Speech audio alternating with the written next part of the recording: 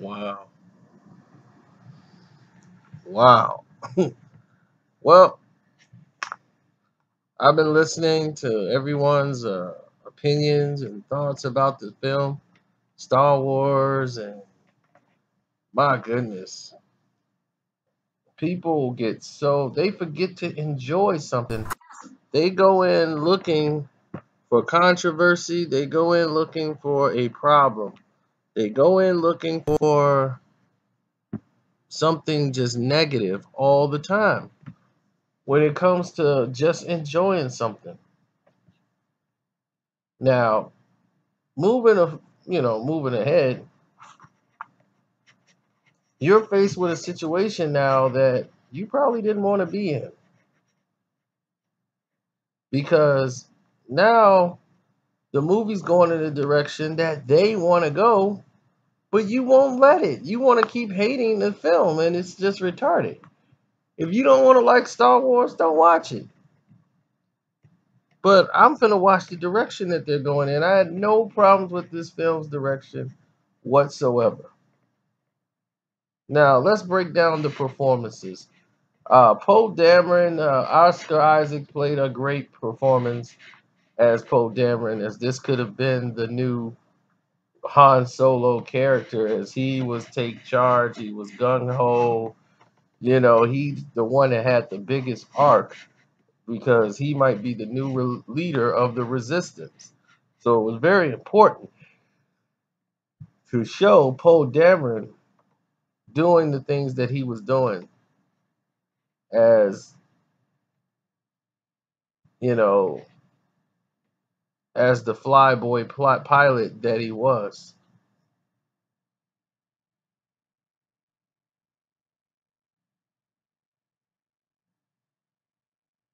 So the main part that I loved the most about the film was the General Hux.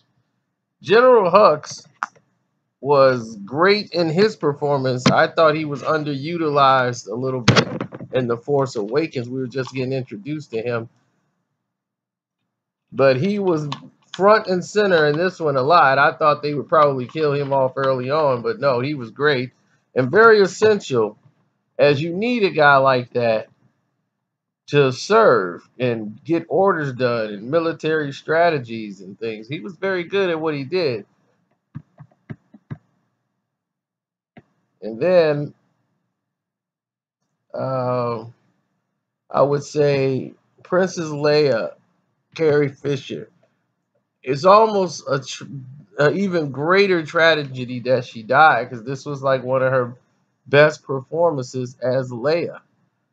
From an acting perspective, she was really good in this film. I mean, I'm not just saying that because she passed away. No, she was really good. And she was really the art. She really, every little thing that she did in this film was just tremendous. As the internet is going to be the internet and talk about her flying. They had her like Mary Poppins flying in the air. Look, she can't use the fork. People will be stupid as long as you allow them to be. But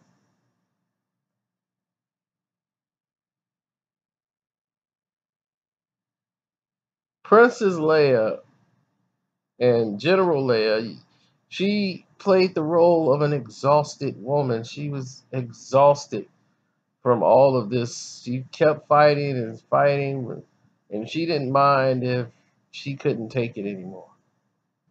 But people want Leia to continue the fight and keep going.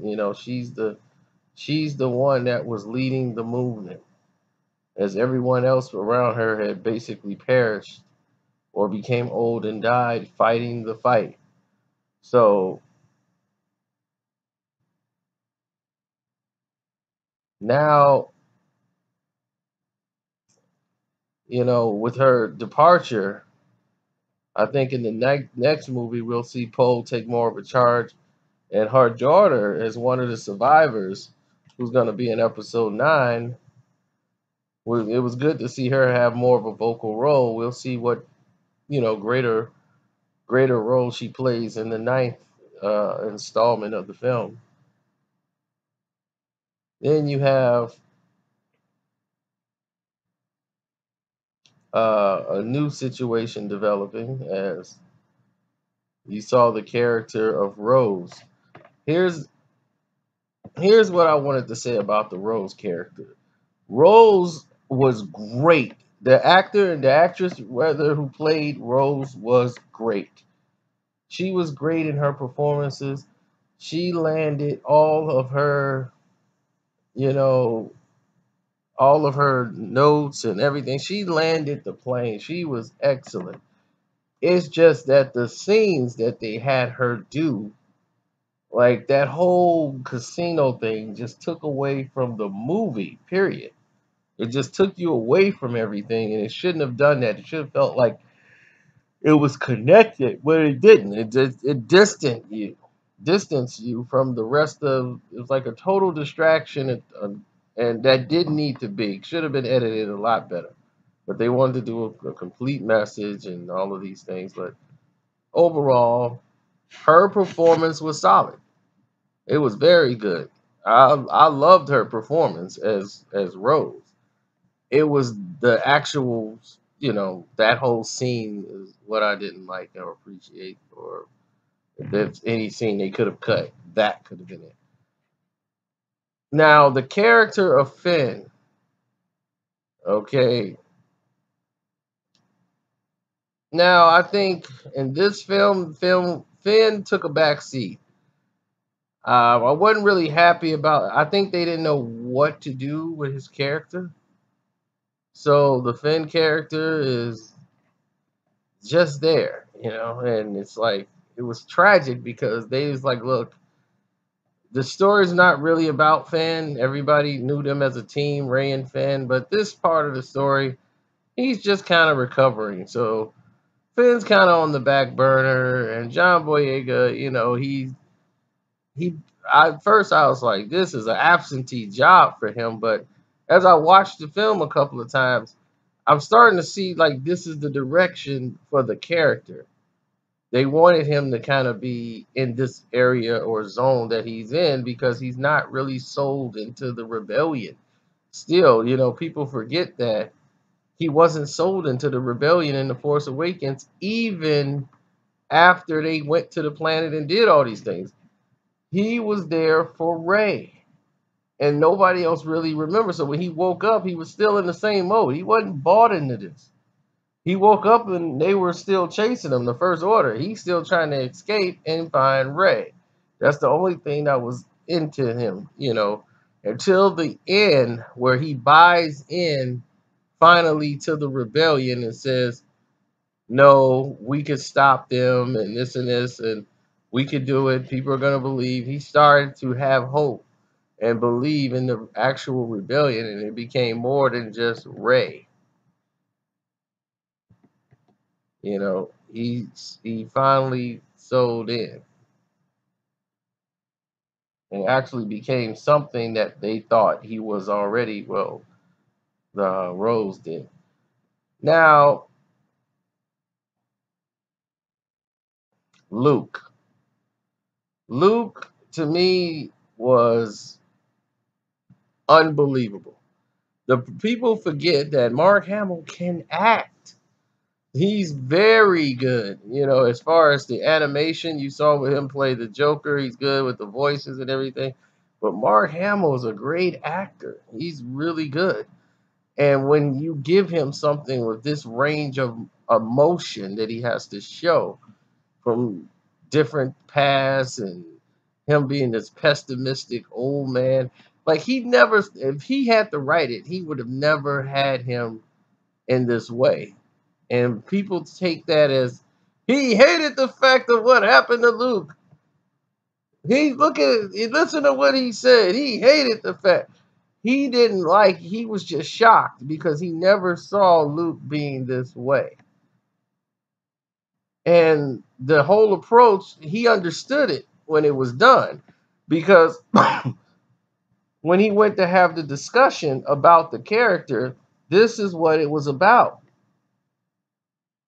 He saw Luke being more like Obi-Wan, him becoming more of a Obi-Wan type of teacher how Obi-Wan was to him.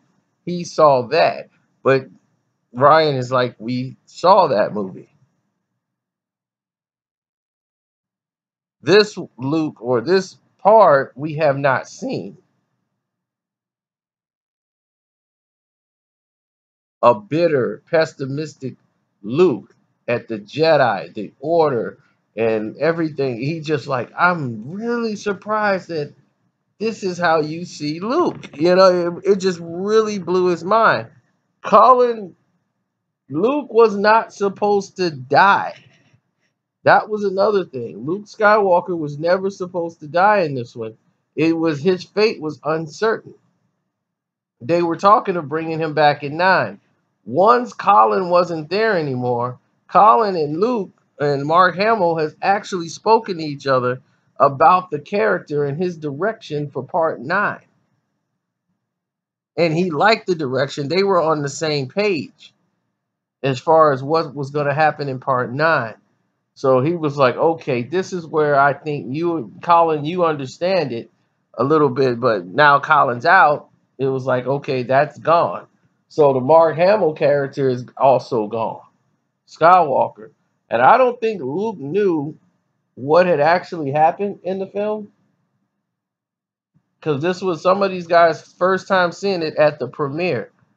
And when Luke fades away after looking after the sun, I think that was the change in the script because Luke looked tremendously surprised when that came up. And after the film was over and they were talking about it, he looked completely surprised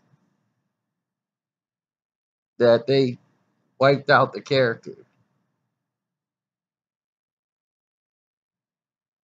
So I think he's okay with it. I mean, the way it was done, it was so peaceful, nobody had a complaint. But his performance was tremendous and strong throughout the film, and probably his best performance since Return of the Jedi as Luke Skywalker.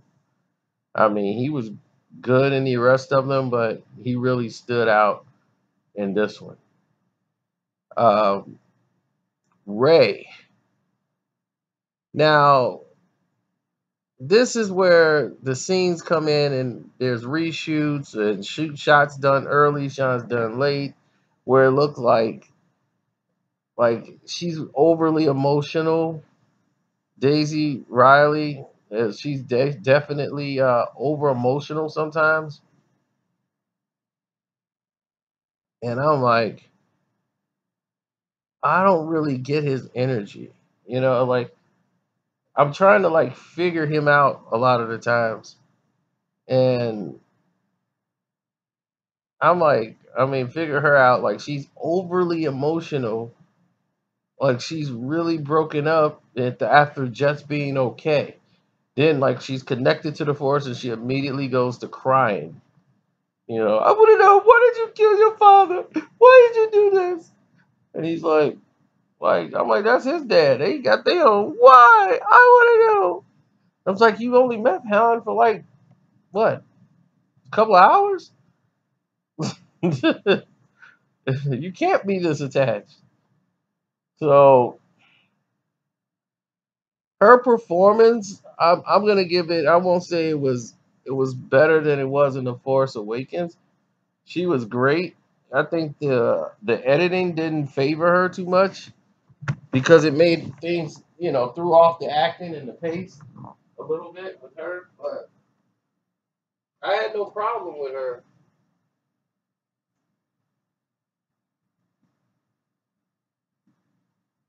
Now, as far as the rest of the film and the actors, Snoke. I love Snoke. Snoke to me was one of my favorite characters. Snoke was great for the moment of time he was on the screen. All the words he said, his wisdom, he was great while he was there and around. I think he done a great job. And what's weird to me is that the internet built him up to be this super bad guy They built him up. Star Wars didn't build Snoke up. You guys built Snoke up. You guys made 55,000 videos on who was Snoke. Snoke is Darth Plagueis the Wise. Snoke is this. Snoke is that. You guys built Snoke up to be this big towering thing that we were going to have to look and deal with, and Luke's going to have to be the one to kill. You the one painted that picture. Star Wars didn't paint it. You painted the picture. Other than that, he was a guy behind the mirror. So when he went out, you guys made that a session that, oh gosh, this is it. Chewie performance was basically a novelty. He was just there just because people remember Chewie. It was a terrible representation of Chewie. He was basically just somebody knocking stuff over and yelling in this film. Terrible performance by Chewie. Horrible performance by C3PO. He had a couple of lines in there. R2D2 had a better performance than a lot of characters in the movie, so definitely better than Chewbacca. His conversation with Luke and showing Luke the message was all R2 needed to do, and it was all they needed to connect Luke to his memory, to a good time, a good place. As R2 and C3PO has been in every Star Wars there's been from this saga. Didn't see them in Rogue One, though, I don't think. Now, Adam Driver, Kylo Ren. Adam Driver is a great actor, but him to play Kylo Ren and how they had Kylo portrayed, he's able to go there with the emotion almost effortlessly. But sometimes, just sometimes, he comes off, and I don't know if that's the script or the writing, he comes off as a brat, as a bratty kid. But his little quirks that he does, like he did in The Force Awakens, that was great. Where you can tell, you can completely tell he's a broken man. He's not all the way there. There's conflict in him, and he's broken. You can see it. Even when he tries to put on a face that he's tough, you see his lips quiver a little bit because something in him is not all the way solidly there. Even at the end, he starts to resemble a Darth Vader when he walks to face Luke for the final time coming out. And then, that speech he gives when he first meets Luke, like, are you here to save me? No. He's at this point, he's adapted the fact that he's now become Darth Vader. He's achieved what he always wanted to achieve and where Darth Vader failed. This was his goal, was to be in charge and lead and take over and rule the galaxy. That was Darth Vader's goal. But the Emperor was always in the way of that goal. So he would supersede him only if something was to happen to the Emperor. He never got his opportunity like Kylo did. When his opportunity came to take the Emperor out, he eventually died too. And he was too old at that time. Kylo used this moment as an opportunity to take Snoke out so that he could start ruling. And now he's the supreme leader. And he's only getting stronger with the dark side of the Force. The more now he doesn't have an absence, he has an army with a resource behind him now. Now let's see how they are moving forward with the story. How everything's gonna connect. Laura Dern was great. Her character was tremendous. I love her ever since Jurassic Park. She's always been phenomenal in everything she's played in. I'm a huge fan of Laura Dern, and she did a great job here because you didn't know what to trust her, not to trust her. So you were, at a peril with that. Uh, Benicio del Toro, I was not happy with his performance as DJ or whatever. I mean, I like the character of the things he did and some of the speeches he tried to portray with his message of, look, they sell weapons to the good guys and the bad guys, so don't join. Might as well be in the middle. There's, and just make your money, man. Just worry about getting your money and looking out for you. Don't get involved. You shoot them today, they shoot you tomorrow. It's just business, man. That's his thing. He's just going by the day with no calls, nothing but money. That's it. But his character, we believe, survives. So, on that note, I believe we covered everybody. If I left out some people, I'm sorry. I'm sorry. I'm sorry.